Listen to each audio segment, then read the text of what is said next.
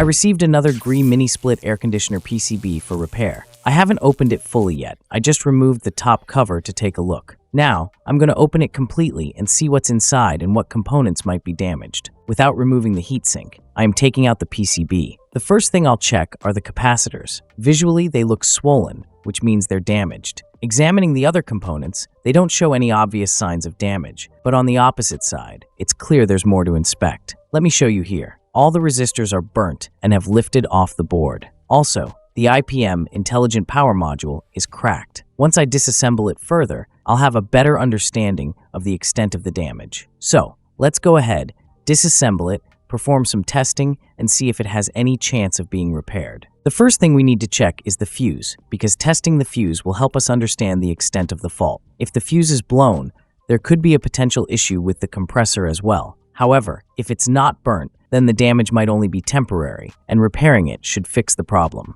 Let's go ahead and test the fuse. It appears to be fine. Next, let's check the fuse in the SMPS as well. This one is also fine, so both fuses are perfectly intact. Now, we know that the capacitors and resistors are damaged, but I'll take a closer look at the IPM to see its condition. Visually, I notice that the capacitor responsible for the SMPS, which controls the DC voltages, is also swollen, so we'll replace all these capacitors.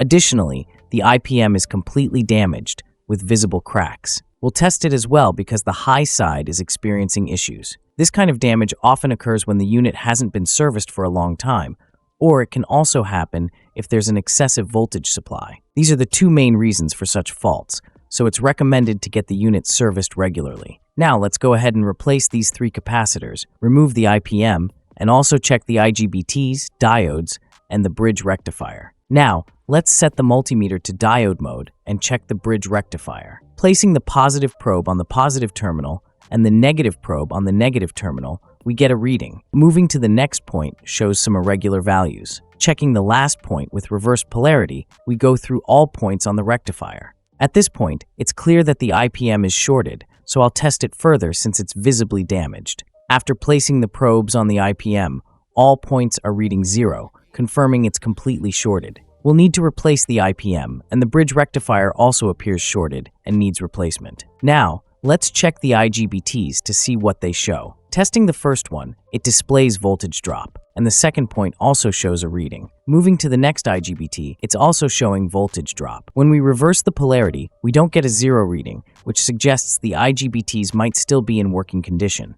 However, once we remove all the shorted components, we'll get a clearer idea of whether they're fully functional. Next, let's check the diodes. They're showing normal values, and both diodes are working fine. Even with the IPM shorted, the diodes appear intact. The IGBTs also seem fine, but I still have some doubts about the bridge rectifier. So let's replace all these faulty components and then retest the board. Today, I'm going to show you the easiest way to remove capacitors from a PCB. I often try new methods to make the process faster, and today's method will save you time if you want to work efficiently. First, you need to heat up the points where the capacitor is connected and add extra soldering to those points. Make sure to add a good amount of solder. Then, use a knife bit soldering iron because it provides better heat distribution. After heating, gently pull the capacitor from the bottom and it should come off easily.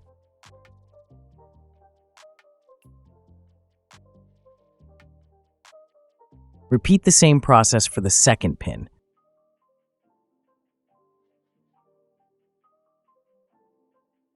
Both pins will come off without any issues. For cleaning, you can use a solder sucker to remove any excess solder from the pads. This method ensures a smooth removal and cleanup process. One important note, whenever you're removing capacitors, always pull gently. Don't force it. Instead, slowly and carefully remove them to avoid damaging the PCB. Now, let's focus on removing the IPM. Instead of using soldering, which would take a lot of time, I'm going to use a cutter for a quicker removal. The easiest method is to cut all the points of the IPM with the cutter. As you can see, within no time, I've managed to remove it. The IPM is completely cracked, which is why I chose to cut it directly. It can't be repaired, and by cutting it this way, I make it easier to desolder the pins from the PCB. This approach saves a lot of time and ensures a cleaner removal. Now let's move on to desoldering the IPM pins. I'll show you how to do it. I've already desoldered 3 points, and now I'll demonstrate the rest. For each of the remaining points, you need to add a little more solder to soften the connections. This will make it easier to remove the pins. After adding the solder, use the solder sucker to remove the solder and the pins will come out smoothly. Repeat the same process on the other side. Add a little solder, and as you do that, gently pull out 2 to 3 pins at a time. Once all the pins are removed, clean the area with a brush, using alcohol or petrol to remove any remaining solder. This will ensure that when we do the resoldering, it goes smoothly. However, avoid using alcohol around the areas with capacitors, as it could cause problems if it gets inside. Finally, clean the area with a cloth to ensure everything is neat and ready for the new components. Now, as you can see, I've cleaned the area properly. The soldering will be much easier now, and installing the new IPM will be straightforward since the holes are completely clean. This preparation ensures that when we place the new components, the connections will be strong and secure. Now, as you can see, the PCB is in perfect condition. Let me show you what changes have been made. First, I replaced the 47 ohm resistors, 8 of them. In addition, I replaced the IPM with a new one. The IGBTs and diodes were already in good condition, but the bridge rectifier was doubtful earlier, so I replaced it as well. The capacitor for the SMPS was also faulty, but after replacing it, the rectifier is now fully functional. Now, let's proceed with testing the board to ensure everything is working properly. Now, I'll show you the current status of the PCB. I've connected the multimeter to check the electrical side, and I'll supply power to see the function. In series, the components were in good condition. Now, when I apply electricity, the unit turns on, and you can hear the switching sound. I'll also show you the light indicator, and as you can see, the light is working properly. Once the unit is installed, the light will blink correctly, indicating that everything is functioning as expected. Additionally, the multimeter shows a stable 220 volts, confirming that the unit is now in good working condition. Click on the left or right thumbnail to watch our next videos, and subscribe. Thank you.